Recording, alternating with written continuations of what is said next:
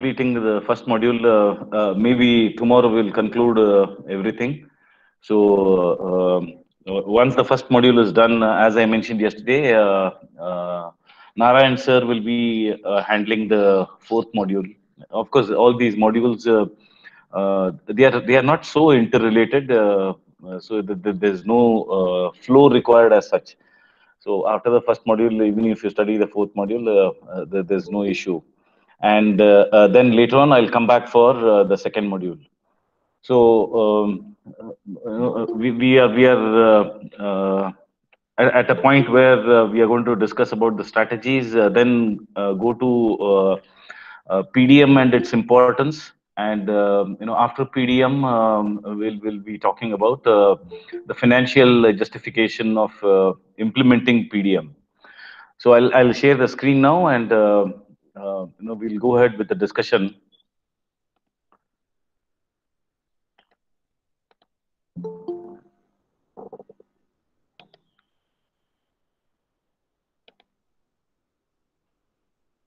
Okay, the screen is visible. Yes, sir. Sir, Okay, okay, that's good. That's good. So we actually had started discussing about what are the actual important steps that are involved in implementing a PLM strategy, and there are a couple of points. There were a couple of points which we discussed yesterday. These were the 3 points which are actually important when it comes to the steps involved. Uh, the five stages involved in finding out a strategy is what we had discussed in the previous lecture. So today we will see what are the steps involved in implementing. One of the major issues here is you cannot have an organization where the top management is indifferent to the various activities. You can never say that the top management formulates the plans, and it gives out a statement of vision and then just sits back. So the most important thing is the top management has to be engaged and not just involved. And what do we mean by engagement? See, these are two different words. To get engaged in a particular activity, and to be just involved is slightly different. So they are two different things. And when we talk about the top management, it involves the director, the senior management, the vice president, CEO, board of directors. So many people who generally are responsible for giving out, you could say, the vision statement, then the objectives, the plans are laid out, and they simply say, okay, after 3 years, I want to see this happening in our organization. So it is the middle management which will, in fact, take all these inputs from the top management and then chalk out a plan and finally get it implemented. So the top management, once it provides, let's say, a roadmap, also needs to understand that various resources have to be provided, and they also need to take stock of things every now and then, and so on. So they should engage themselves in various taking various initiatives about the cross sections and the functions, allocation of resources, decision about expanding resources. You may say, okay, I need something new, and my department, in order to achieve this objective, needs more people, and there is a team which needs to be formed, or I want to hire a person who has got this expertise, and so on. So the management should always be ready for these kind of things. Then the second point is project leaders are veterans and team members are the decision makers. So what it means is, who is a veteran? Veteran is somebody who has got a tremendous experience. So they have been occupying that position owing to the experience what they have gained over a period of time. Now, they act as a source of light. That is the guiding spirit. So they are only going to show you the pathway, while the actual decision will be taken by the team members. And in case there are some flaws or some defects in the decisions being taken, then the project leaders, it becomes the responsibility of the project leaders to guide them and correct them and bring everything back on track. So before starting any project, there is a committee which is formed, and there will be a meeting that will be held between the project leader of various departments and the junior members. So, project leaders should have in-depth knowledge and understanding of the departments and functions.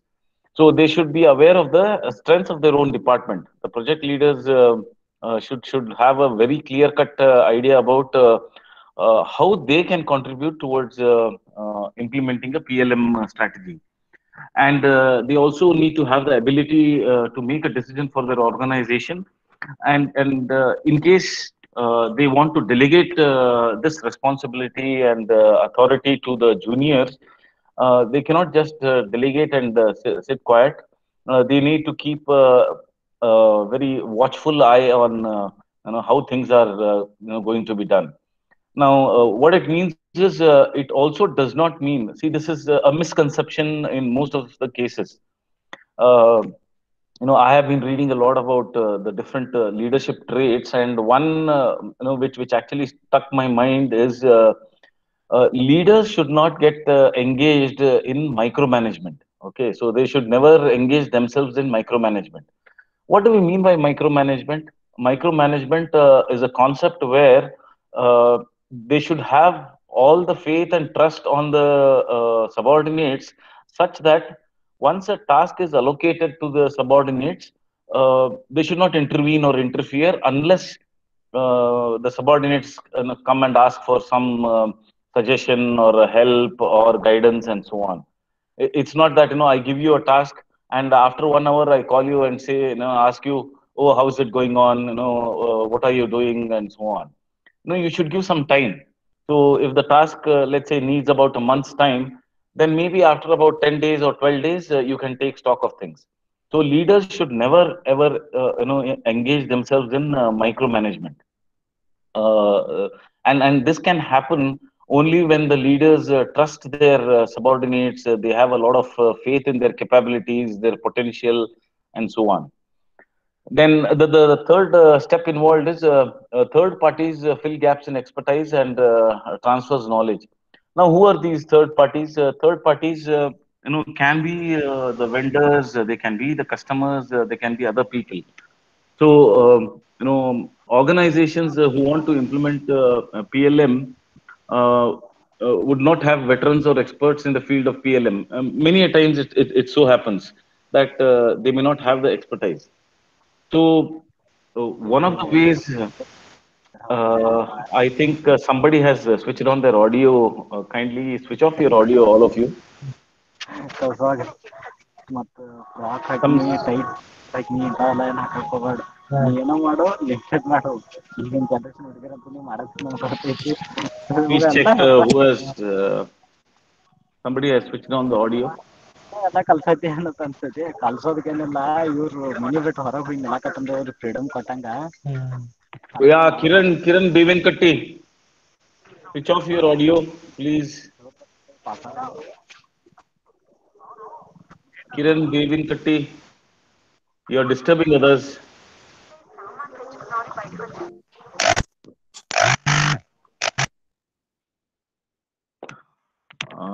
Okay.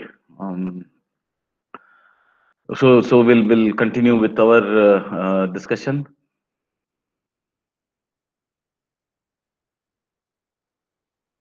So what it means is the competence level what people possess generally may not suffice the requirement of implementing PLM, because this is going to be something new for everyone within the organization. So third parties means we have expertise available. There are consultants, as we call them. There are people who can come and help you out in implementing PLM and so on. So, therefore, seeking the expertise of a third party will definitely fill the missing gap, thereby improving the office activities and reducing the mistakes. So, organizations, before engaging the third party process consultant, it is actually necessary they do that before implementing the PLM. Then projects or project those who are in charge of the project must make sure about the knowledge and previous experience in implementing the valuable projects. So not all of course. Sometimes you may have in-house expertise itself available. It's not mandatory that because on one side you are going to spend too much on implementing PLM lakhs together, and again the consultants are going to charge you an exorbitant sum of money.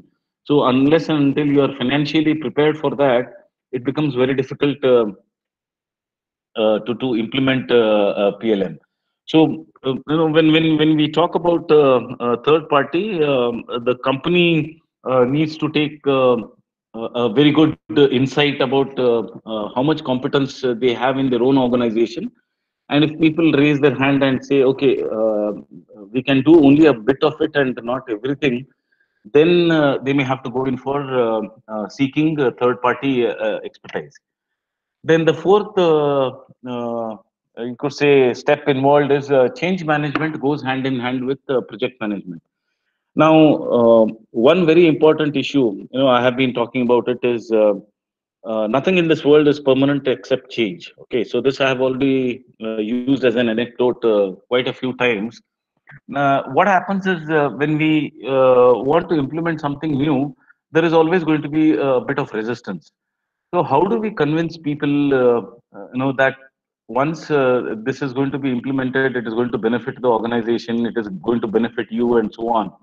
So a large number of face-to-face interactions or meetings, and maybe you can put holdings or you could notices kind of thing everywhere, and so on, so that people over a period of time will slowly imbibe all these points, and it takes time to digest them. Okay, so if I say that you need to do it immediately, people will always be worried about it. Okay, so in a normal class, I normally that is in an offline lecture, I used to give an example that there was one engineering college where they wanted to implement dress code, and there was a lot of resistance. Okay, so the staff members were required to wear ties. We all wear tie, barring the summer season. We all wear ties at the time of. So this engineering college, they wanted to implement this concept of male staff members, wearing a tie, wearing shoes, and so on. But they found that people were extremely resistant to this. So it so happened that there was some out of the box thinking from the principal. So one day he called a meeting of all the male staff members and started addressing them. And suddenly he said, from tomorrow onwards, all of you will have to wear two ties. Okay, so one tie at the front and one tie at the back. So all the staff members were taken aback. They were perplexed, and they were shocked.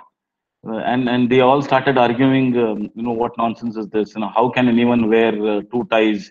And this is something which is impossible, and so on. So the principal said, it's a rule, you have to do it. Then after a lot of deliberation and discussion, they said, no, wearing a tie at the back, that is something ridiculous. So wearing a tie at the front is fine. That looks okay. That looks decent, and it is normal. So then he asked, okay, then wearing a tie at the front, are you all okay with it instead of two ties? So everyone said, fine, yeah, we are okay with it. So then he said, okay, then from tomorrow you are going to wear a tie. Okay. So that was the actual idea, that everyone has to wear a tie. Nobody expects you to wear a tie on the hind side.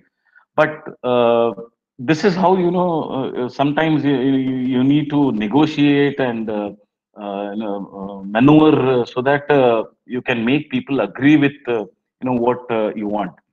So this is a very interesting and as far as I understand, this is in fact a true story. It actually happened in one of the engineering colleges. So from the next day onwards, everyone started wearing a tie, and there were no complaints. So change management (PLM) is a different way of doing things. Again, um, this has been a very famous quote, which has been maybe mentioned in at different places. But if you read Shiv Khera's "You Can Win," um, I am not very sure. I don't remember exactly, but I think on the title page itself, on the cover itself, it has been mentioned that just below that title, that is "You Can Win," it has been mentioned that winners don't do different things. They do things differently. Okay, so you need to understand that. That is, there is no point in trying out something new. If you can find a new and efficient way of doing what you're already doing, which will improve the overall productivity and the efficacy, that itself will be a great leap forward. So PLM is a different way of doing things, especially as it pertains to cross-functional boundaries. Cross-functional boundaries. I have been telling that it is not only interdepartmental. It also refers to other issues like going across the boundary, and the society and the customers on one side, the vendors, the suppliers, the ancillary units on the other side, and so on. Hence, change management of new product processes and practices that an organization requires needs to be closely interlinked with project management. So, you may talk about coming out with a new product, and prepare a project report, and then it's a part of a project management and so on. But unless and until you also have a very good, you could say, insight as well as thought about change management, then your project management may never take off. That may never get implemented. Then the last step involved will be a satisfying mindset should prevail, uh, which means there is always some kind of, as I said, resistance, and this resistance should not lead to disgust, or it should not lead to despair. It should not lead to frustration. It should not lead to any negative, you could say, attitude or mindset in the people or the employees. So the final goal is to improve the overall organizational activities by using the different resources. There are so many aspects of PLM that if one focuses on optimizing one aspect of it, we are letting out other tremendous opportunities which do not get any attention or resources to attack. So all of them have, there has to be a holistic approach. And what I mean by a holistic approach is, you can still think. For example, if you just try to go and Google out which is that company which comes out with the most innovative products and a large number of products every year, you'll find that I think the answer is Sony. Okay, Sony organization or Sony company. So what it does is, no, it is probably about 4 or 5 years ahead of time. So even though they may come out with a product today, this product would have been envisaged and thought of as well as manufactured maybe about 3 years back. They are now letting it out in the market today. So what needs to be let out in the market after another 3 4 years? They already have the roadmap and the plan ready for it. So this is something which needs a continuous innovation, as well as involvement from all the employees, and they stand out. Something which is incredible when you look at it. The variety of products, the number of products, and so on. Of course, other companies, maybe like Philips and Apple and so on, they have realized that this is something which we also need to do, and because of which they are modifying their overall organizational structure and production, and coming out with new products quite often. But at least till about half a decade back, that is about till about 5 years back, you could find that Sony was the one which used to come with different kind of products, different kinds of products very frequently. Okay, now we'll move on to PDM system. Now PLM and PDM, as I said, they go hand in hand. Okay, PLM is product life cycle management, while PDM is product design and manufacturing. Now, obviously, whenever we talk about a product, the product has to be designed as well as manufactured. You know, these two activities form a very important ingredient of the cycle, if you remember. Okay, so you plan, you create, you manufacture, and you deploy it into the market, and then provide services, and then you dispose it. These are the five, you could say, phases and five uh, parts of the life cycle. So the first two, when we talk about from cradle to grave, the birth of any product falls under the category of product design and manufacturing. So one is, of course, the thought process, where you think very innovatively and you want to come out with a product. And the second thing is, once you know that, okay, this product is something which is going to be extremely innovative and useful for the customers, you need to sit down and decide how to go about designing the product and optimize it, incorporate various functionalities and so on. And after that, you create maybe a drawing of the same and send it for manufacturing. So product design and manufacturing, once it is understood that PDM as well as PLM go hand in hand, then we also need to know the benefits of the product design and manufacturing. So the first benefit is flexibility in operations throughout the organization. What it means is, because you have given a free hand to the employees in order to work in a direction, that is, you have decided on the goals, but how the goals need to be achieved is the lookout of the employees. So you give them a free hand, you give them suggestions, you do a lot of you could say activities, meetings and outbound trainings and so on. And actually, it's very interesting to note that people say the most innovative ideas get discussed, or they come out when people are sitting and relaxing over a cup of tea at the coffee table. So when they are having a cup of coffee or tea, that is the time when there are no inhibitions, there is no binding on the thought process. So this is the time when new ideas and new concepts come into existence. Then another benefit is it enhances collaboration within the organization. So now people join hands. That is something which is extremely important. You can never alienate departments within any organization. You can never say that, okay, the manufacturing segment is entirely different from the design department, and the design department is totally unrelated to the marketing department, and then the maintenance department, quality inspection, and so on. All of them have to get integrated, which is nothing but a collaboration. Then it improves engineering workflow. Now, what we mean by engineering workflow is, there is going to be a particular methodology in which activities have to be carried out. Now, in fact, I also suggest that you read something about, or about a subject which is called as a plant layout. Okay.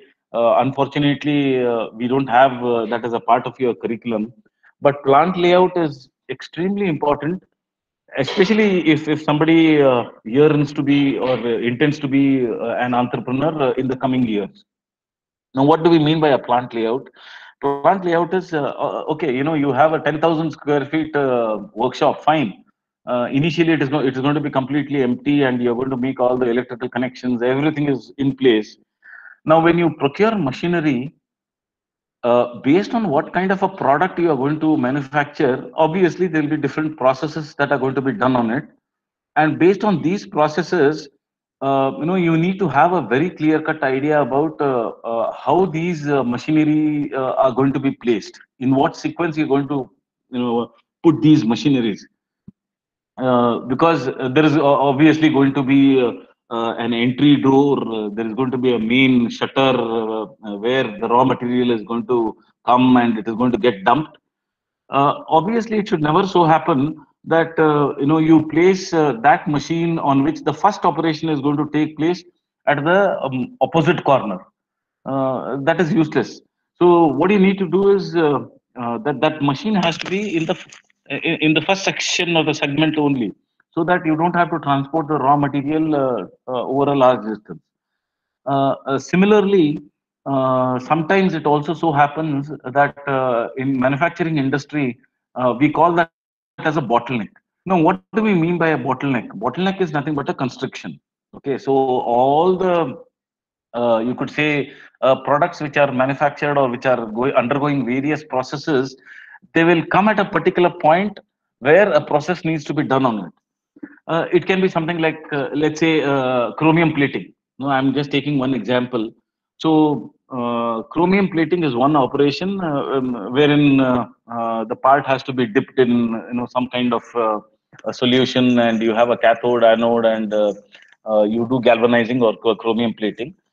Now, if there are different products or different parts which need to be plated, and all of them are getting manufactured simultaneously, then it can so happen that there is a bottleneck which will be created at this particular junction. So, unless and until this forms again a part of OR also, okay, so where it becomes actually a transportation problem. So operation research, and then you have plant layout. All these, you need to have a fairly good idea about these topics. Then the third one is it improves engineer. Fourth one is it reduces overall costs, and PDM implementation leads to profitability. So you are actually going to spend more time at the desk rather than in the workshop. So with wonderful software being available these days, you can do as many iterations as you want. So spend more time designing and checking for its optimum working and so on initially, so that you don't have to uh, spend a lot of time on the shop floor, produce something, find that it is faulty, reject it, redo the design and so on. So spend as much time as possible where you're completely satisfied with the design of the product. You simulate it, you do whatever you want. You can create a prototype, and then only then you can take it for manufacturing. And this is one of the reasons why there is a reduction in cost, because whenever we talk about the organization, a major cost is a major chunk of the cost, you can say, is taken away by the shop floor, because a lot of time, material, energy, money, everything is spent there. When you prepare a product, when you manufacture a product, and realize that it's not up to the mark, or it's not working properly and so on, don't you think that all the time that has been spent there is going to go as a waste? Obviously, yes. So that material is of no use. Again, it has to be resent for recycling, remelting, and so on. And you have spent so much of effort. Skilled laborers will have spent so much of effort in the process of working on it. Time is spent. Machinery have been working for such a long time. Electricity is spent, and so on. So instead of all this, you could say botheration, spend, let the design team and other teams sit together, first have a discussion, then design it, and then you can actually go in for manufacturing. Then the fifth one is increased management information. Obviously, a lot of information has to be disseminated, and It has to be shared with everyone, which is one of the most important tasks of product design and manufacturing. There has to be a lot of interaction between the design team as well as the manufacturing team. So there will be increased management information. Then you have a reduced order lead time. That means, you may be aware, I have talked about it at some point of time, that we have something called as just-in-time manufacturing, that is JIT.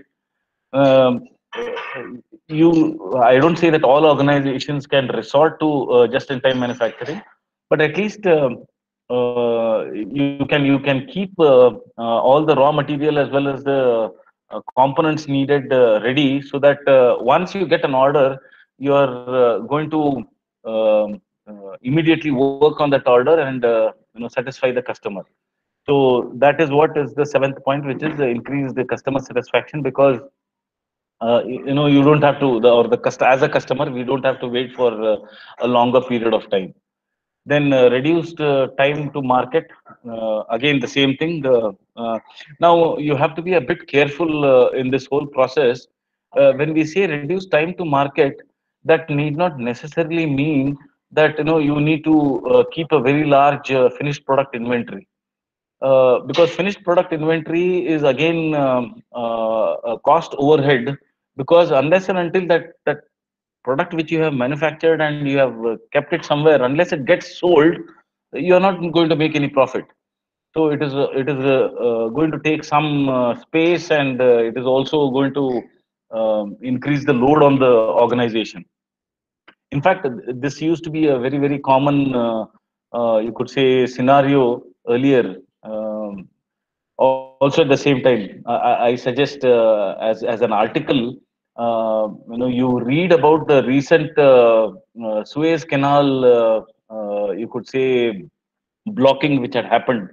So one ship which was trying to cross the Suez Canal was blown away by the wind, and instead of moving in a straight path, it got inclined, and because of which the entire Suez Canal was blocked, and it took almost about 10 days in order to open up the line again. And in those 10 days, there were as many as about 300 to 400 ships waiting in line. So the company whose ship actually got stuck there, now there has been some kind of a negotiation. There is some international committee which has come into picture and so on, but they are demanding some billions of dollars for blocking the way. Okay, because a ship which is not sailing, the overhead costs increases. Okay, the engine has to be running, but it is not sailing. So what is actually happening is, what actually happened was, the idle time increased. The products got delivered at a latter period of time. That was There was a delay in the delivery of products and so on. So these are very interesting case studies, which when you read, you will realize what we are trying to discuss now. So on similar lines, you have to be a bit careful about the inventory part. Then the ninth point is increased production and product quality. Then better use of people and resources. All these are self-explanatory. I don't have to explain too much about it. Then meeting the increasing external requirements, and it lifts corporate image in the global scenario. So when we look at uh, how the global scenario exists, uh, people will definitely respect your organization when the quality is met, and you satisfy their deadlines and so on. Um, they will definitely be very, very happy about the way things are progressing. So these are the benefits of product design and manufacturing.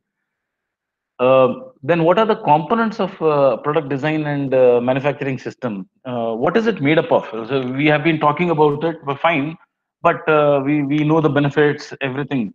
But what are the components? So what we'll do is, we'll discuss about the components of PDM systems, and then conclude for the day. So, of course, I'm not sure whether it is clear for you, especially those who are viewing this presentation in a mobile. This slide, no, you please bear with me, and I apologize that the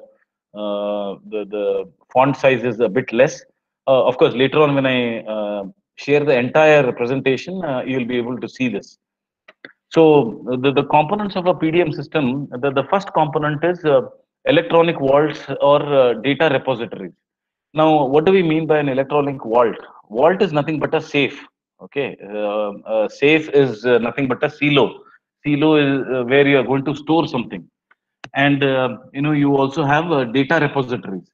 Data repository is a place where everything is being dumped. Okay, so data is being dumped in these repositories. So PDM systems use electronic vault as a repository to store and control all the data related to the product.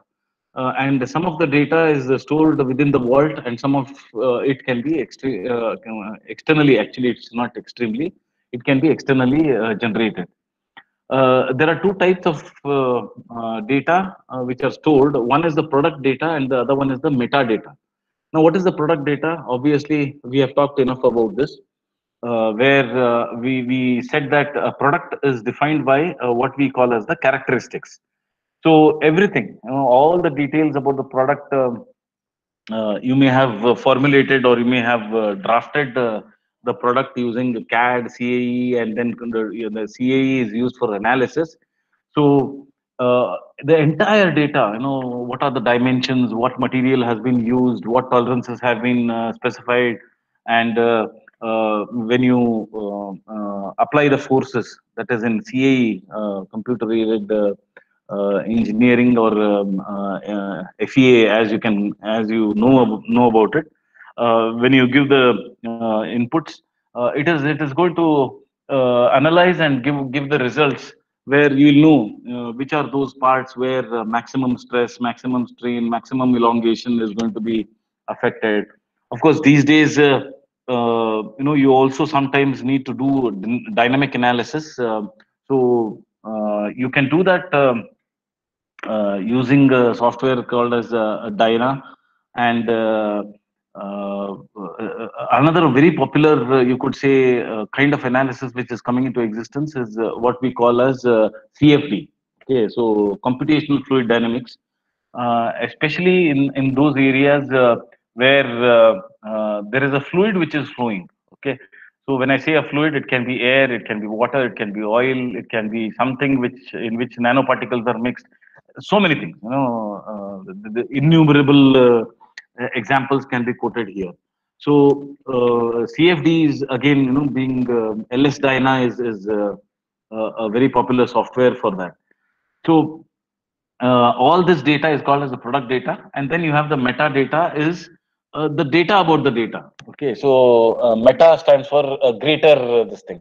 So in PDM systems, metadata is the data relating to the PDM controlled information. So it stores information about the data, documents related to the product, and there is a recording of all the changes, then releases on specific levels, and the circulation in the company, and so on. So everything, all that product data relates only to the product, while metadata relates to the whole thing. How the product is going to be manufactured, all the details, when was the product launched in the market, and so on. Then the second part is user functions. Second component is the user functions, and the user functions are divided in the following categories. The first one is documentation. Obviously, documentation is the one of the prime, you could say, activities of PDM and PLM, because you cannot rely too much on your memory. Whenever anything is being produced or manufactured, you need to have documentation done. So all the data has to be documented somewhere, written down somewhere. So the data has to be correct, it has to be up to date, and it has to be protected by simultaneous modifications by several users. And most important is, it has to be retrievable at any time. What do we mean by retrievable? Suppose I want to access data. Let's say I've generated something and I have stored data here, and tomorrow I go to a different place, different state, different country, and so on. I want to access that data. That data has to be available to me. So, in fact, this is the reason why cloud computing is becoming so popular these days. Okay, so retrievable getting that data is also as important as storing of data. So the first one is documentation. The second one is process and workflow management. So process management defines and manages the product configurations, the part definitions, relationships between the data and data versions, and so on. While workflow management is used to control business workflow or processes.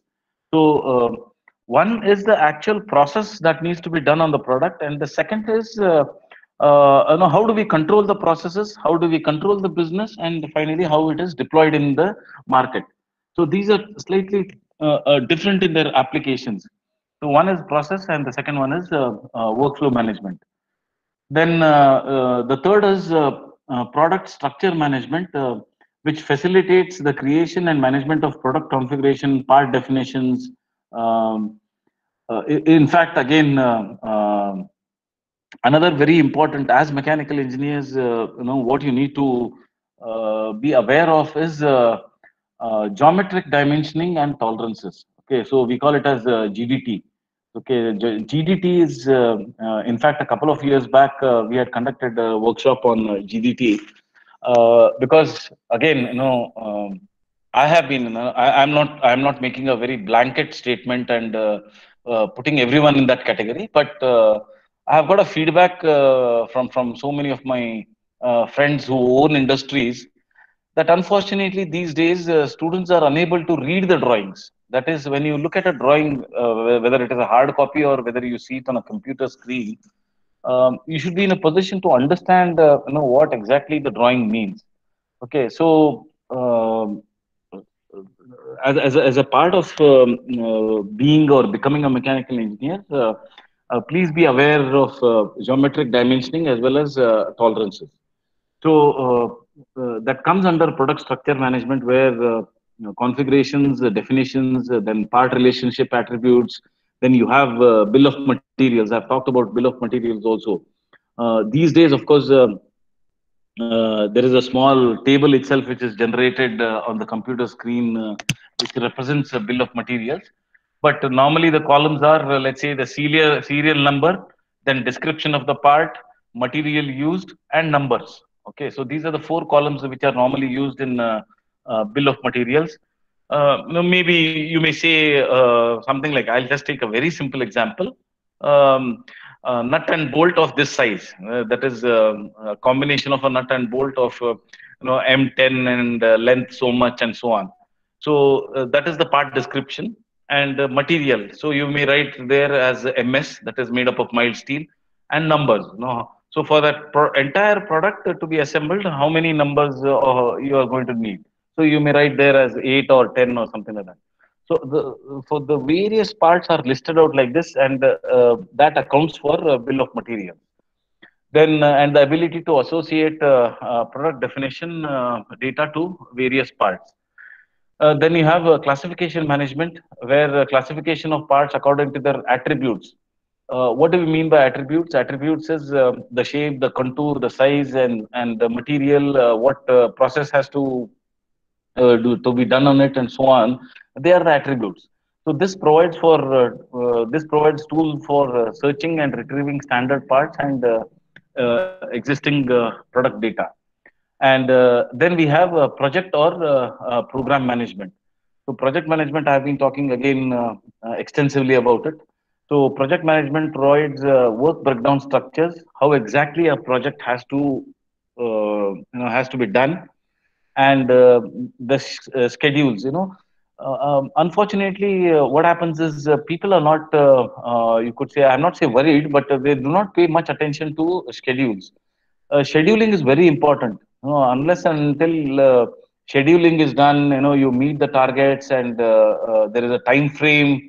which has been defined, and you actually abide by the time frame and so on. Unless this happens, the whole process of planning goes haywire. It is a futile attempt.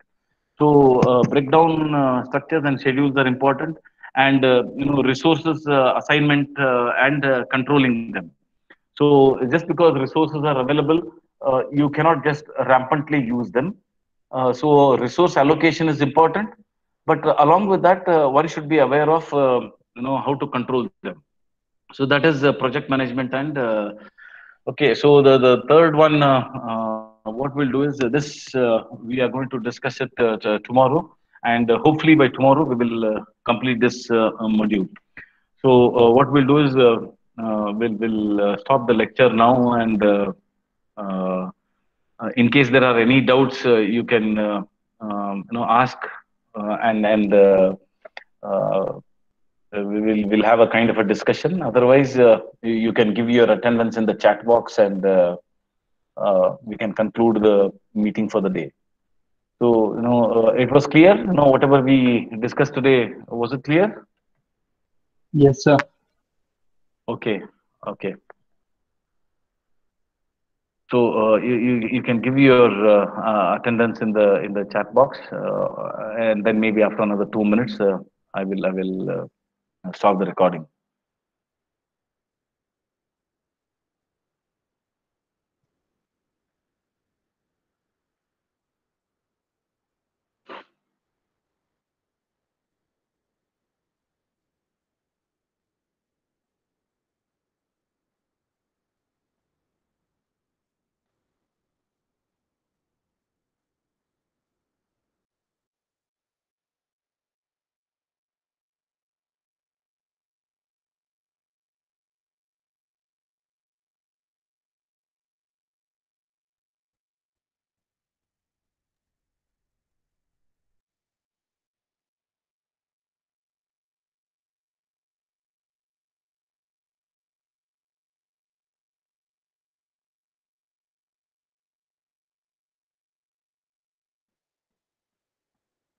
Those of you who have not yet given the attendance, please give your attendance as quickly as possible, because I'm going to stop the recording maybe in a minute.